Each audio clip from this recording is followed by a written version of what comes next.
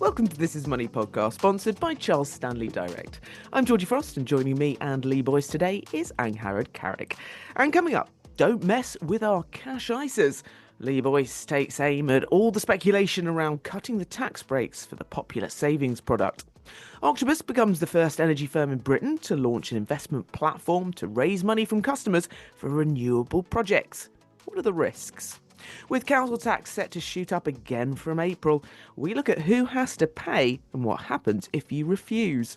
Ang spoke to Virgin Media's O2 customer service boss about their pledge to turn around their poor performance, and why does living in a hard water area make energy bills more expensive? Don't forget, you can stay up to date with all the latest breaking money news. Just go to thisismoney.co.uk or download the app. Take control of your finances with Charles Stanley Direct. Invest, save, coach, or plan.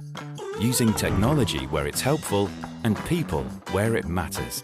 Our website and app make trading cost-effective and flexible. But we're more than just an online investment service. We're here for you regardless of your financial needs or if your life takes an unexpected turn. Your finances, your way. Take control today with Charles Stanley Direct. Sign up now. Investment involves risk. But first, the government is desperate for growth. Billions of pounds are parked in savings accounts, especially cash ISAs, a whopping 421 billion in fact. Money that some city bosses have argued to the Chancellor recently would be of far better use to everyone invested. Better returns for us, it's good for Britain, and yes, good for city bosses and financial firms. So what does Rachel Reeves do? Cut the tax benefits of cash ISAs has been one suggestion, but our Lee is far from convinced. If you haven't, by the way, signed up to the This Is Money newsletter, please do. Never has a piece of writing about a news outlet style guide been so passionate or riveting. Welcome, and welcome, Lee. Firstly, where did all the speculation come from? What have been the suggestions? Lee, what has got you hot under the collar that, honestly, I felt like I was really getting into your psyche when you were talking about the reason behind the way you've been writing ISA, even. I love that you called it riveting and magical about ISA, the acronym, individual savings account. We don't cap it up on This Is Money. We cap up the I and lowercase s and a. And we do get quite a few readers email in saying ISA should be capped up. But for us, and for me in particular, I think ISA has become a word. It's become something that people are just used to saying. And as I say in this column, we don't say ISA like we say USA. We say ISA. We write about ISAs a lot, and people really care about them. A lot of people are using them to their full potential. So what's happened in the last couple of weeks? I'm going to just start this by saying this is all speculation. There's nothing at the moment to say anything is changing. But speculation is pretty rife, and it is alleged that the Chancellor had meetings with some city bosses who said, hey, cut tax breaks on cash ISAs. There's too much money parked in cash ISAs. It would be a boost to the economy. It would be a boost to potentially British businesses, etc. if more people were almost strong-armed into investing instead. So let's go a little bit back in time in the ISA. So we've had ISA since 1999 in the current form. Before that, you had something called a PEP, which was a personal equity plan. Lots of adaptations and moves and how ISAs work over the years. But probably the most significant one came around about a decade ago, where you could basically choose what you did with your ISA, whether you wanted to split 50-50 between cash and investing, a stocks and shares ISA, or you could move the parts as you saw fit. You could have 90% in investing, 10% in a cash ISA. Before that, it was a lot more kind of tightly run on how much you could actually put in a cash ISA. So what's happened is that you do get savers who max out their cash ISA limit, currently at £20,000, has been at £20,000 for quite a long time. And actually in the budget document from October, there was actually a line in there saying that it would be frozen till 2030 at the £20,000 limit, which was quite unusual because usually in those budget statements it would say for the next financial year to give the government a bit of headroom to muck around with it and do whatever it wanted with it. But it has actually put in the budget document until 2030, but of course that can all change. Now, to go back a little bit closer in time, last April, the Resolution Foundation, a left-leaning think tank, argued that ISAs are basically only beneficial to rich people. That was a kind of upshot of it. And they sort of muted £100,000 lifetime limit. Any more that you save into an ISA would be taxed. Again, this was just a think tank putting a paper out, but you can see where the mood music could potentially shift. Now, what city bosses are arguing is there's too, as I say, too much body parts in cash ISAs. There's hundreds and hundreds of billions of pounds in ISAs. We've been pushed into using ISAs because we're so heavily taxed elsewhere. It's a savings product, a financial product, a rare beast that really fundamentally is quite simple to get your head around. Yes, there's been lots of sort of Frankenstein style changes over the years in which we've had lifetime ISAs, help to buy ISAs. There was a rumor of a British ISA when they were talking about launching out, and then that got binned off by Labour, probably rightly so, if I'm being quite honest. Outside of all that, the fundamentals are you've got a £20,000 pot that you can save into tax free every financial year. And what's happened is naturally lots of savvy people have gone and maximised that. Yeah, not everyone can fill up £20,000 a year, of course they can't.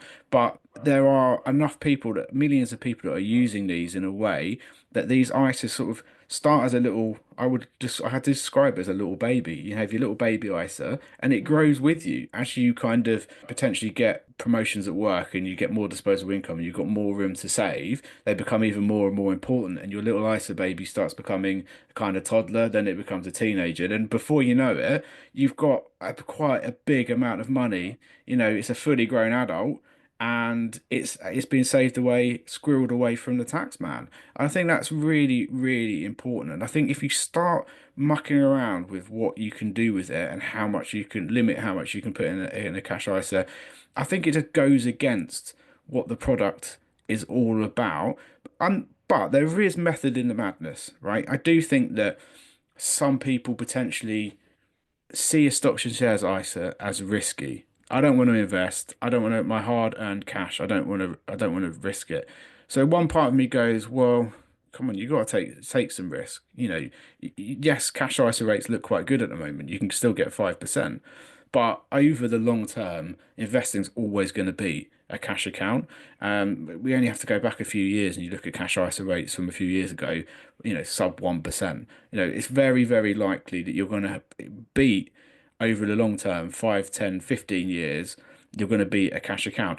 But the other part of me goes, but it's people's choice, isn't it? It's called an individual savings account. It's up to the individual to choose what they do with the money. If they want to park it in a cash ISA and potentially run the risk of it being eroded away by inflation and not growing as much as it could in the stocks and shares version, that's up to them, isn't it? And we had someone write in this week saying I've got £254,000 in cash ISAs.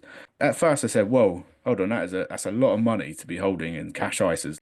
But the person that wrote in didn't tell his age, what he's got in pensions, his aversion to risk, all of that kind of thing. I don't know the individual circumstances. Maybe they got burnt investing in the past, all of those kind of things. But it's up to the person to choose how they use their ISA. So personally, Georgie, I use my ISA 80/20. So 80% of my money that I put away every month. This is after doing all of the other things, saving into a private pension, making sure the mortgage is being serviced, etc., etc.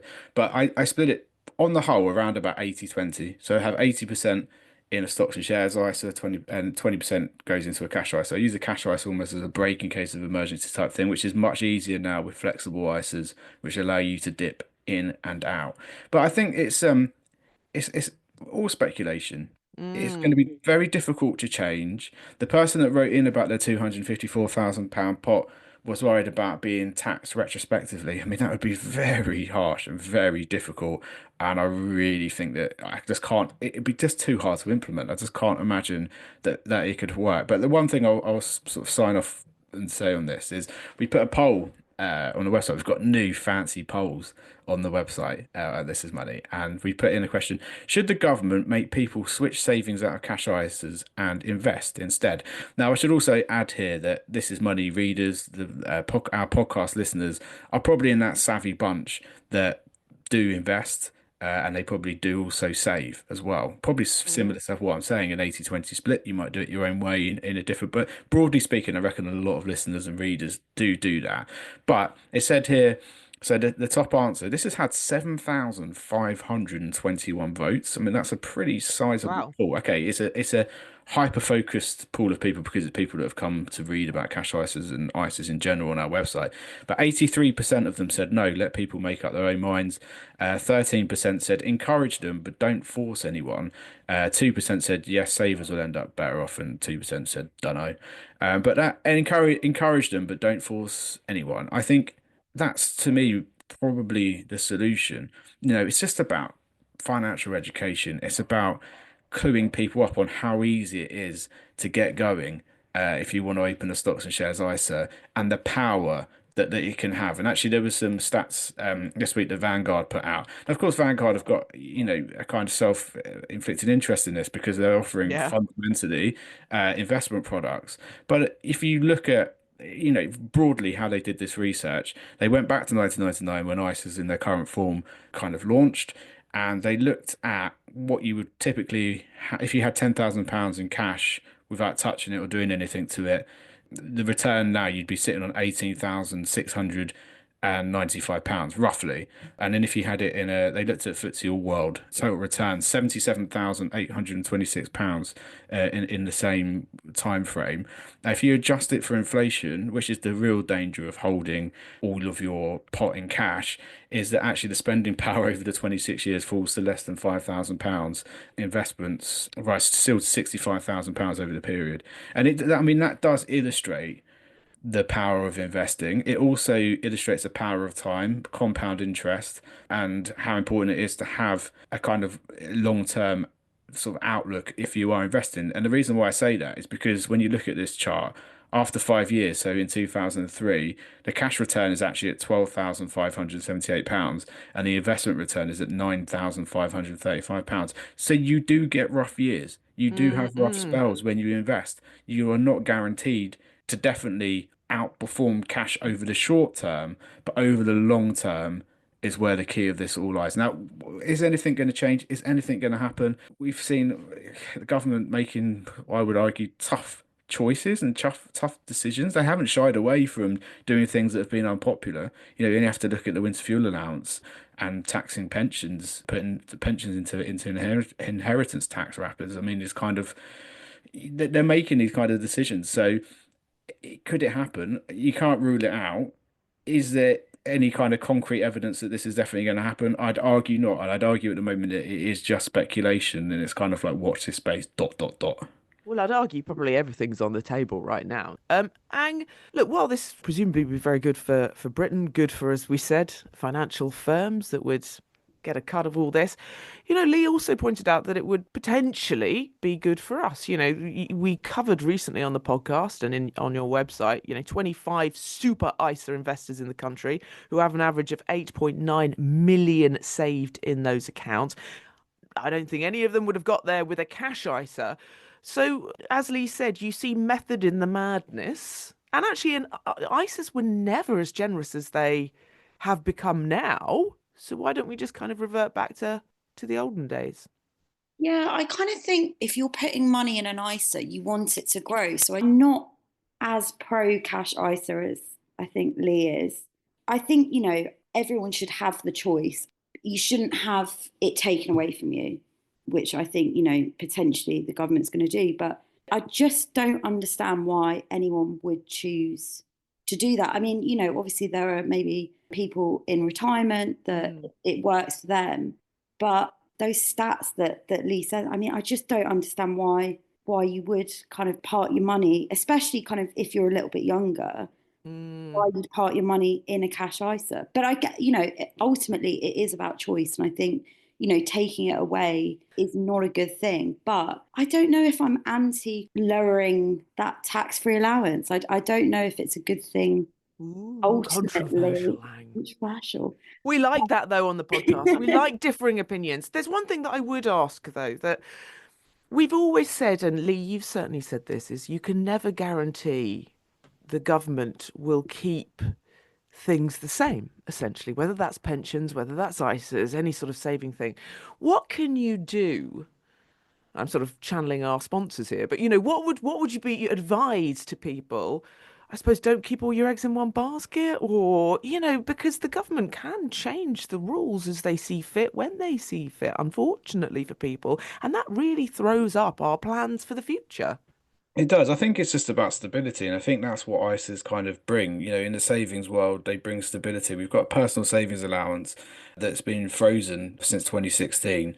If you're going to start tinkering around with ISA limits, you're going to have to look at potentially raising the personal savings allowance for tax on savings accounts, basically on your savings interest. That personal savings allowance should potentially, or would have to potentially move. I would argue. But that again, that comes with its own kind of set of risks and problems. And then I think that we've been encouraged to save into ISA for such a long time, especially high net wealth individuals, people that earn over a certain amount, that you kind of we've got used to putting it in there. And you touched on those super investors, to have almost £9 million, shielded away from the tax man, that's through savvy investing and being a savvy individual. They've played the system how it's been created, and then they've just maximized it to its full potential. We can't moan about that if that's how the tax system has been built. And what can you do right now? Well, it's just keep with your same plan. Keep doing what you're doing and making sure that you kind of use your ISA allowance to the full potential before the end of this tax year, which is in April, and then for the next tax year as well. I should also point out here that a lot of people, this doesn't affect. Mm. You can save outside of a cash ISA without being taxed, because lots of people have small pots of savings. They don't have vast, huge pots that you're going to get potentially taxed on the interest for because you busted your allowance. Should point that out. A lot of people actually don't necessarily need to be in the ISA wrapper, but we still think that ISAs are a good product to this is money. And the reason for that is because circumstances change. In the future, you might come into some money either from, as I said earlier, job promotions, or, get more disposable income. You might end up with a payment from inheritance, or something like that. And these kind of tax-free homes for your Mm. money are vitally important. So it's very hard to start moving the goalposts, I would argue. Mm. Yeah, I think £20,000. I actually wrote last year that I thought the £20,000. I wrote a sort of throwaway line almost that £20,000 is a generous limit. There were lots of readers in the comments saying it's not a generous limit. It's been frozen this way for like 8, 9, 10 years, which goes to show, I think, that there's no pleasing everyone. It's going to be very difficult. It's a difficult position to try and please absolutely everyone. I mean, I personally thought it was quite generous. I think £20,000 when you compare to yesteryear, as you said, it's not always been that generous. I remember first writing about ISAs when I first started that this is money 15 years ago. I can't believe I just said that out loud. And the limit was like 5 grand. I don't have an intrinsic knowledge of ISA limits Yeah. in my brain that you might expect, but I'm pretty certain it was around about that, and no more than half of it could be in cash. It's interestingly that you said about how this doesn't actually affect that many people, because if you take a look at the statistics of, firstly, how many people max out their annual allowance, and I think it's about 7%. And you mentioned £100,000 as potentially being a cut-off point. Only 2% of ISA savers actually reach over 100,000 or have over £100,000 in their account. So really, But at the moment, that's the crucial yeah, of thing. course, of course, at the At the moment, and moment, it yeah. and wealth builds, etc., etc., etc. But I would suggest that the vast majority of people will not be affected should the government bring in measures like that. But that's not to say that Lee can't get upset about it, and we have the right to choose, etc. And it is frustrating. And this is where I think it annoys me the most is what I said earlier, is that people have plans. They've made plans for the future, and now they're writing to you really concerned about what's going to happen to those plans. That is a frightening place to be. I think it naturally is. It's a cornerstone for a lot of people's Mm. personal finances. Private pension and then ISA. I think that's naturally where they kind of look to save, and that's where I was sort of mucking around a little bit earlier about having your baby that turns into a toddler, into a teenager that turns into an adult. But that's kind of how ISAs do kind of grow and move with you with more flexibility than a pension. So why would we go now start moving the goalposts when we kind of always been encouraged to save and to make sure that we have enough emergency savings to make sure that we've got enough in the future. I think that you start moving the goalposts in what has been one of the most successful British financial products. of the last few decades, it just erodes trust. And listen, there's a massive cohort of people that do not have rainy day savings funds. Completely different subject area. With one hand, you've got people that are kind of tucking away money into ISAs and squirreling away money from the tax man. And on the other hand, yes, you do have people who are completely not in this boat. Wouldn't even know probably what an ISA is, because they've never had to use it. For those people to encourage them to say something completely different is needed for that cohort of people. And things have been tried in the past, but it probably would make more sense to resurrect an idea to help lower income people save, because the real fundamental issue with lower income people saving is, of course, not having enough disposable income to save in the first place. But even if they do have a little bit squirreled away, if you're saying even in a regular saver, which we're fans of here because you can tuck money away that snowballs into something far bigger, hopefully in the future. If you start saying to them, you're going to get 5, 6, 7% on this money, small amount over the course of the year, and you look how much interest there is, a lot of people just go, what's the point? That's not enough interest to, get me anywhere near interested in saving. So that's different. I think a different argument, and it's a different thing. ISA saving is very much about people that are kind of tucking away money for kind of potentially retirement. That's more at arm's reach. All of our pension age is getting pushed further and further away, and to have the flexibility of having an ISA that you've potentially got at arm's length that you can tap into if you potentially don't want to retire at 70 or whatever it is that we're going to get pushed to our generation.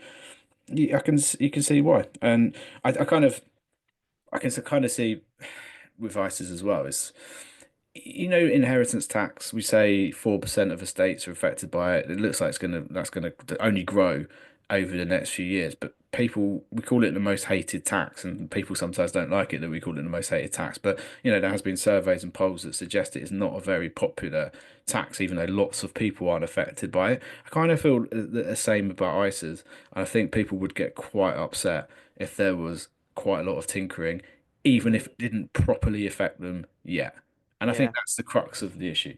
Quite.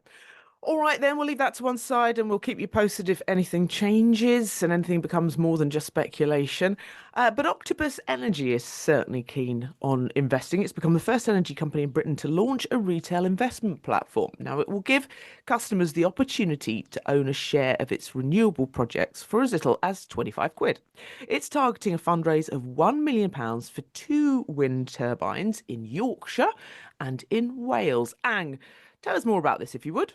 I have to say, it wasn't something I was expecting to see in our inbox. Octopus Energy basically have launched this new investment platform to give their customers and retail investors the opportunity to own a share of a wind turbine. And you can invest as little as 25 quid. It is a bit of a weird one because renewable investments are not what you'd go to for retail investors. They're incredibly risky. The yield from the kind of projects are really, really unstable. But I think the key thing that Octopus Energy has said is they're targeting a 6% yield, which is pretty decent. But if you don't get that kind of money back, or there's potential to obviously lose your money, they're going to reimburse investors. So it's a pretty good deal, but you are investing in wind turbines, and I mean, it's incredibly risky. I'm not entirely sure why a kind of average investor would look at it, just because of that risk. The key thing about it is it's regulated by the FCA, but it's a restricted mass market investment. So that essentially means that you have to kind of pass a test. You have to be a sophisticated investor, which is kind of someone that works in financial services, high net worth. So you've got to earn over 100K or have 250 grand in kind of net assets, or a restricted investor, which is essentially you can kind of only invest 10% or less of your assets. So it's niche. It's definitely not for everyone. I'm not sensing you're not sold on this. I'm not. I mean, I'm just getting that vibe. No, I'm not. I think Octopus Energy, I'm a fan of them, but I think they're kind of going into investment. I think it's a bit of odd move. It's quite a big move. Do you know what I mean? Like, surely, and look, I am no expert in business, but 1 million doesn't sound a huge amount. Surely they could just go out to the sort of, I don't know, the market and say, "Hello, can you give us I, a million?" Why, I why, think why create this whole platform thing? I think it's part of their kind of brand, though, isn't it, Georgie? Like it is a bit of a People, cult. It's a bit of a cult. You know, people are kind of like they're quite octopus if they're like an Octopus Energy customer because I think they like all of the kind of fancy ways that you can check on your energy bills and all of that kind of stuff. They're a very tech heavy first energy company compared to anyone else. I mean, their platform Kraken is, really where they service all this. It is an impressive thing that they've built from scratch, and it's why they're so kind of nimble, and it's how they've managed to make customer service fairly seamless, considering how many millions of customers they've hoovered up out the back of bulb collapsing. Buying Shell Energy customers, all that kind of stuff. So, £1 million for two wind turbines does not sound a lot. The platform is called The Collective, which I think probably, I mean, it sounds like a Netflix series, The Collective. mm, 6% return. They put in an example where £1,000 would own you 0.05% of a turbine and would earn you 180 quid over 3 years. That's what they've kind of put out there. And as Ang says, they have put this kind of guarantee that if it doesn't deliver returns or whatever, they're going to pay you back. Now, it's not guaranteed that if they launch more of these, that would definitely happen. Also, the big kind of thing to consider is 6%. Sounds fairly impressive, but you can get 4 to 5%. Let's go back to our friends of savings accounts. You can get 5% savings accounts, return. So for an extra 1%, is it worth it? But I think really what this is tapping into, Georgie, is people that like Octopus as a brand, and I think it's tapping into people that want to be feeling like they're doing good with in their in money, the yeah. world, and renewable energy is a very hot topic and it's very polarized. And there's a lot of people that would say no more wind turbines, they're ugly, they're taking over the countryside, and we should be looking at other ways. And then you'll have other people saying wind's the future, we live in a windy country. And actually, I think the very last word I'll say on this is that Octopus is a big company. This isn't just some sort of fly-by-night company that's offering this. Then we would be kind of like more red flags, and you'd probably be looking more of a 10-12% return because it's some company you've never heard of, and the risk is far, far greater than it is if you're then going with a company like Octopus that at the moment they literally doing what they say on the tin. They seem to have tentacles in absolutely everything and anything. But Done. well, do you know what? It's funny, Lee, because I am actually an Octopus customer, and this goes to show how often I log onto my account. Although I think this all looks rather new, so I've just come on here, and apparently you can even go to the Octo Plus shop, Shoptopus. You can get all sorts of things. You can get a Constantine the Octopus small toy. You can get a Puptopus toy for your little dog that squeaks. I mean, my Oh, Georgie, God. you've been hooked in by the dog toy, haven't you? They do. Like, I've got friends that they absolutely love it. There's some sort of reward scheme, isn't there, as well? I think if you've got a smart meter, Baby romper? you Like, get like what? I think you get Octo Yeah, points. yeah, you do. Yeah, yeah, yeah. And like he tells me, oh, we're going to go and get a You spin the coffee from wheel. whatever shop it's linked to. We're going to go and get Correct. a free Octo coffee, and I'm just like, Yeah. okay, cool. I've Um, only just worked this out, although mine have said they're all gone, sadly. But yes, you can get all sorts of things here. It's marvelous. I can get, harvester discounts and everything. Anyway, we go on. Final word to you, Ang. I wouldn't personally. Um, I think, if you're that interested in sort of renewables and all of that, I mean, there's loads of kind of funds and investment trusts that have been doing this for years and years. And maybe you've been sucked into the kind of octopus cult, as Lee says. I'm an octopus customer. I think they're good. I think they can just get on with supplying my energy. I don't think they need to be dabbling with investment. That's it for part one.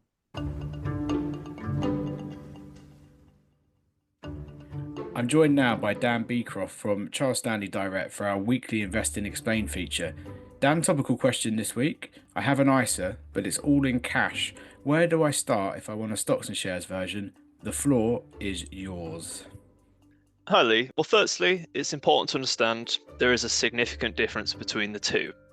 So let's start with cash ISAs. You know that your money's secure, it's not going to decrease in value. If it's a fixed rate account, you even know the exact amount that you'll have when it matures. On the other hand, the stocks and shares ISAs come with way more risk. The value of your investments will fluctuate, there's no guarantee future value, and it could go down. However, the long-term argument for stocks and shares ISAs is that investments tend to outperform cash over time. So if you're willing to set your money aside for, say, 5 years or more and can tolerate some volatility in your investments, then switching to a stocks and shares ISA might be a smart move for you.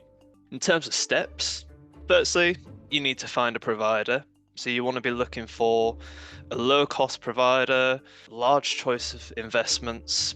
You want to check if you're planning to do regular contributions, that the minimums that they take will be suitable for you, and the sort of trade costs and stuff like that of buying and selling the investments too. Once you've found your provider, your platform, you want to open a stocks and shares ISA, that goes without saying, and then you'll have an option to transfer in. So you can either request a physical form. Most providers have an online portal where you can type in your cash ISA provider, reference number, policy, that type of thing, and it's all automated. Probably takes a couple of weeks for the money to transfer across, and once it's in your new stocks and shares ISA, you do actually need to invest the money. A lot of people will transfer the money and leave it as cash, thinking it's going to be automatically invested. Normally it isn't. You have to pick your own investments. If you're new to investing, I'd perhaps start by looking at low-cost multi-asset funds or tracker funds. At Charles Stanley Direct, we do offer stocks and shares ISAs. We have a low-cost platform and a wide range of investments to choose from. If you're unsure where to start as well, beginner investors might be interested to book a free 15-minute coaching call that we offer. You can do this via our website. Just search for Charles Stanley Direct Financial Coaching. Usual risk warnings apply, so the value of investments can fall as well as rise. Investors may get back less than originally invested. Brilliant. Thank you very much, Dan. That's Dan Beecroft from Charles Stanley Direct. Welcome back. Millions of us will have to pay even more council tax from April after the government gave the green light for rates to be increased by as much as 9%.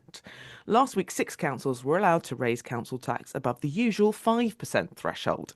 Now, in response, some taxpayers have taken to social media to say that they plan to not pay. While tempting, Lee, is it wise? Firstly, council tax, who has to pay? Where does it go? Why has it got so high? Because it is enormous. Yeah, councils are in trouble. A lot of councils are in trouble and having to ask the government for way bigger rises than what they usually would ask for. Usually it's capped at 5%. You can get special permission to rise it by more than that. Windsor and Maidenhead asked for a 25% rise. They got 8.9%, but some other areas of the country, Bradford 9.9%, Newham also 8.9%, Birmingham 7.5%. These are the rises that are coming in that have been okayed. And as a result, some households are upset. I think that council tax has gone too far. There's been this movement on social media talking about council tax strike, where basically you just cancel the direct debit and don't pay for it anymore. Very dangerous road to tread. Very, very dangerous. Something like it's got a take of something like 97%, or it's a very hard tax to kind of dodge.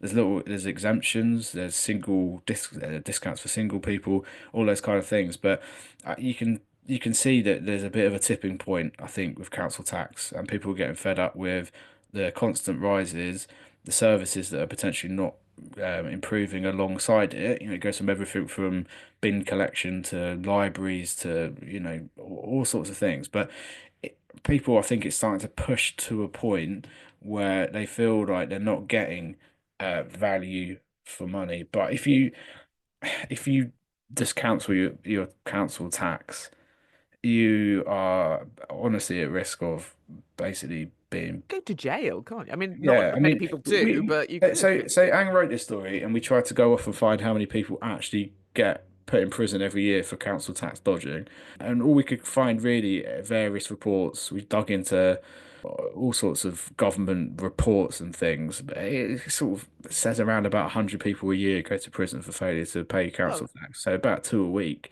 I think what they're saying is if we cancel it en masse, then how are they going to put us all in prison? But I mean, honestly, it's one of those kind of like daft social media things where it's like, all I would say is that, there's one thing about being upset about. We've talked about this in the podcast, I think, especially over the last 12 months, that feeling of we're just being taxed and taxed and taxed and taxed and taxed and taxed some more. And council tax is another tax that doesn't directly come out of pay. So you think about how much we get taxed on our pay, and then it's all of this additional stuff that we kind of have on the periphery. You set up your direct debit to the council, and it just comes out every month, and you kind of almost I forget about it in a way sometimes. It kind of just goes out of the account. But if you have a quick look around on the social media, people are not happy about some of these rises. And I think this is, again, a topic that's only going to grow. There's so much deficit. Yeah. These councils ask for more, bigger rises than what they were permitted to actually do, but are still way beyond that 5%. But on the flip side, it's if they don't do these rises, the councils say they're going to go bankrupt. They're going to declare themselves bankrupt, and it's messy. It's really, really messy. The council tax system has become difficult to kind of understand where your money's going and that's understand the how these councils are going bust. And you add them to get together, and then the maths you're getting out of that is angry people on social media. And in general, I'm fed up of it. I just think, oh, more council tax rises. What's changed? What's different? What's getting better for my money? Yeah, why hasn't my town turned into some sort of utopia with all of my council tax money? Yeah, exactly. But also, there are pressures on the council, adult social care, things like that. There's lots of things bubbling away that are kind of, it's it's expensive. So I understand it. It is expensive to run a town, an area, and all that kind of thing. It's all of the stories you read about kind of the waste of where money goes on certain projects that you might not agree with, and you go, my money's being spent on what? Like, I just want the schools to be good. I want the hospitals to be good. I want no potholes on the road. I want the town to be nice. Stop making businesses leave premises because of high business rates and all that kind of thing. There's so much wrong in this country in that kind of way. And this is sometimes how it manifests. It bubbles away, and social media now makes it very easy to, I was on social media. This is where I spotted this actually. I just saw someone saying I'm not paying my council tax. I've cancelled the direct debit and a screenshot of it. Then I found myself down a rabbit hole of lots of people doing the same. And I thought, okay, this is dangerous. This is a story. Yeah. All right, then, talking about people who are not very happy. Well, Virgin Media O2 customers, they know all too well how frustrating dealing with telecoms giant can be and having complaints about it. But now the company, often top of regulator Ofcom's most complained about companies list for broadband and mobile, is promising to turn things around. And you spoke to customer service boss Alan Stott. What did he tell you? Yeah, so spoke to Alan Stott, and it was an interesting conversation because they're at the top of the most complained broadband and mobile, which is quite a feat. They've basically not been doing a great job, and they kind of, in the last year or so, basically said something needs to change. Kind of to go back slightly, obviously, Virgin Media O2, they kind of joined forces in 2021, and apparently that was kind of the issue. It caused a lot of kind of tensions, two very big brands, but two very, very different systems. And apparently that's the reason why everything went wrong. I'm not entirely convinced by that explanation because I think there were issues pre the merger, but apparently that was kind of the biggest reason why they've kind of topped the list. So they have been spending £1 million a day to kind of get on top of customer service issues. Investing in call centres, chatbots, AI, technology, all of that kind of stuff. And it seems to be working. I mean, yesterday's Ofcom complaints data showed that they are kind of getting better. They're still not great, but they are getting better. And I think the key thing that Alan said was, while they're investing in AI and kind of tech and partnered with Amazon and all of that stuff, they are really, really keen to kind of keep up that kind of human contact. So chatbots and all of that kind of techie stuff is that they're really not going down that route. I'm not 100% sure whether that'll be the case in kind of 5 For years. now. Yeah, for now. They kind of said they're not investing all of this because of financial performance or losing customers. They've lost a lot of customers in the last year. And I think they're probably getting a little bit worried about that. So, I mean, it was really, really refreshing to actually hear someone say, you know, chatbots don't actually work. And we understand that customers like to speak to a human. And it was really, really good to hear that. But I think we are going down that path. I think almost, you know, The technology would be so much better as well that it's just. yeah, And it's, actually, the more I hear from the next generation, the more they don't actually want to speak to people. So maybe they're going to have to go that way. yeah, I don't understand. Like, I just need to speak to a human because I just think speaking to a chatbot is honestly one of the worst things about 21st century. It's just frustrating. It's really, really easy. You can have a 20-second conversation with someone and it will be sorted out. And I think that was, you know, their whole sort of thing is you're spending less time dealing with complaints if you're actually speaking to a human. So, I mean, it seems to be working for them. It is a lot of money. 1 million a day is a lot of money. Yeah, Octopus could do with that. They only need 1 million, don't they?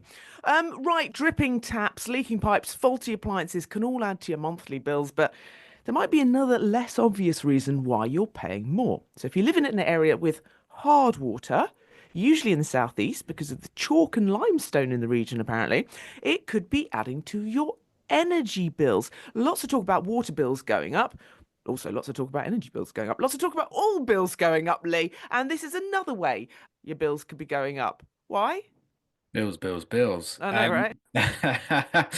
Well, if you live in the southeast, especially limescale is what gets built up from the hard water. What it does is it gets into your pipes, it gets into your appliances, and it makes them a lot less efficient. And as a result, you should probably be using specialist stuff that can clear out your dishwasher, your washing machine. You should be getting your boiler serviced every year to make sure there's no build up around your pipes. But it's very difficult to keep a handle on. And actually, I've got a personal story about this. So when I went to get my hair cut a few years ago at my local barber, I suffer from psoriasis of the scalp, which is just a really irritating thing. But he said the big reason that I would have flare-ups probably is that this area has just got disgusting water to wash in. It's Interesting. just so hard, and it's not great for skin conditions. And I thought actually there probably is something in that. I went away, did a bit of research, and ended up getting a water softener. So I've got So a you water. should say you bathe in Evian or something. Well, what he said actually really interesting. He was like, just put a bucket outside. It rains loads in England. Just wash your hair with rainwater. I was like, mate, Wow. that's going a bit sort of off grid for my liking. That's a bit too much. I mean, think about that cold water. Just like, I'm not up for that. So anyway, I got a water softener fit. They're not cheap. They're about £1,000. And you have to replace the salt block every sort of 3-4 weeks. They cost about 6-8 quid a block. But it is night and day the water quality for washing in. But that also circulates around the house in terms of the radiator system via the boiler and the appliances. And then we had a drinking tap put in, so you don't drink the salt water. You have just the normal water for your drinking water. But I've actually just thrown away the last kettle that we used because we weren't using the soft water tap. We were using the hard water tap, the drinking water tap, and we were clearing it out like every, you have to descale it every sort of like, oh, it's such a boring job. I can't believe I'm talking about this on the podcast. But it kind of just destroyed it. It absolutely destroyed it, Yeah, and yeah. it just shows you the power of it. So what the argument is that this could be adding a few £100s onto your annual energy bill, depending if you're in a hard water area or not. Someone was quoting 500 quid to annual energy bills. That feels really overkill. That seems too high to me. But hard water does affect around about 17 million homes, it's estimated. And it's just really hard to tell whether getting something like a water softener has really reduced our bills. I mean, our energy bills are quite low, but I can't pinpoint that on having this water softener or because we live in a hard water area and it sorted it out. Very hard to know. But it's interesting. Think about how much damage hard water can do to your appliances and to your heating system and if it's making it not run as efficiently as it can be. Indeedly. Right, finally, the winner of the coveted This Is Money mug this week is Rich. I'm just going to read the bit which massages our egos. First of all, let me say a huge thank you to the This Is Money team for the amazing podcast. I started listening in 2019. Wow. When I learned I was going to be a father, congratulations, and wanted to get my finances in order. The information in your podcast has genuinely helped me, and I look forward to listening every week. That's it for this week. Oh, no, we have a question as well. Lee, it's about raisins. I don't mean the savings platform either. I mean literally raisins, new raisins, and the rule around the price increases. Lee, what's this all about? Yeah, I like this. So this is all about shrinkflation, and this is why I picked it, because it's something that I kind of notice quite a lot, and it's quite a frustrating thing. So it's when like sneaky producers and whatever kind of put stuff in new packaging and make it look like you're getting the same what you were getting before. So here's an example here about a brand that's basically used to pay £2.40 for 6 times 42.5 gram boxes. They're now charging £2.40 for 6 times 30 gram boxes, which means they shrunk the weight by nearly 30%, effectively increasing the rate by over 40%. It just feels like a scam. How can they reduce the weight by nearly a third and not tell you? They've essentially taken out 2 of the boxes, but instead of selling it as a pack of 4, it's like they're lying by spreading them over 6, trying to pretend nothing has changed. Obviously, I'm aware of shrinkflation. I know this is just raisins, but I'm wondering how many other products I've bought have had such large increases in their prices without realizing. Great email, really like it. The shrinkflation stuff really does wind me up, Georgie. We're going to get a mug coming your way. And what I'd say is that I think that when something like this happens, a producer or whoever it is where this is coming from should have to have at least a 3-month grace period, which on the packet says this used to be this size and it is now this size for the same price, or some sort of way around it, because it's not on, and it feels like we're getting ripped off. One really quick example of this, and the reason why I picked this last week, if you're a parent, you'll know all about the little oat bars that kids love, all different brands of just little oat bars.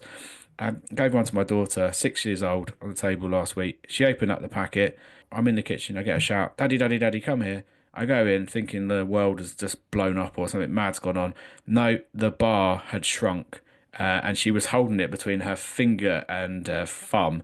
And she was, "Daddy, what has happened to this bar? Have you like taken a bite out of it?" Or they've shrunk the bar. They've shrunk the bar. I was looking at it going, either your hands have grown or that bar has literally shrunk. And it has shrunk. They have really shrunk them. So we see it in everything that we buy, and it's frustrating. So anyway, mug coming your way.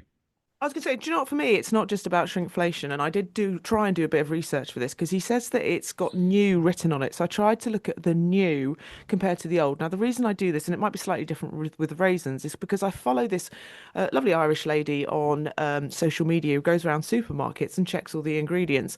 And there was a very famous hot chocolate brand who recently upped the sugar content, lowered the cocoa, which is obviously the more expensive element of it. Price is obviously staying the same. So I'm wondering if the new part of it relates to they have to put it like, because the ingredients have changed slightly, and a lot of them are. We talked about this, I think about a year or so ago, saying that it wasn't just shrinkflation, it was the change of ingredient inflation, whatever you would call that, to make things, a lot cheaper. It's so true. You have to be so careful. And like, if I was a really boring person, if you've got like 50, 60, 70 staples that you buy on a regular basis in your shop, I honestly, it sounds really petty, but I would honestly be taking photos of the back and seeing what the ingredients are and if things change, because it's frustrating. And that's why I picked this email, Georgie, because it really struck a chord with me. I hate shrinkflation. I think it's one of the blights of modern life. All right, then. That's it for this week. You can keep up with all the latest breaking money news. Just go to thisismoney.co.uk or download the app. And if you have any comments or questions for the team or anything you'd like them to look into, Lee. Yeah, you can email us at podcast@thisismoney.co.uk. You can tweet us on X, and you can also comment in the story which this podcast will live. And if you like our podcast, why not rate us wherever you found us? It helps other people find us too. Take control of your finances with Charles Stanley Direct. Invest, save, coach, or plan. Using technology where it's helpful and people where it matters. Our website and app make trading cost-effective and flexible. But we're more than just an online investment service. We're here for you regardless of your financial needs or if your life takes an unexpected turn. Your finances, your way. Take control today with Charles Stanley Direct. Sign up now. Investment involves risk.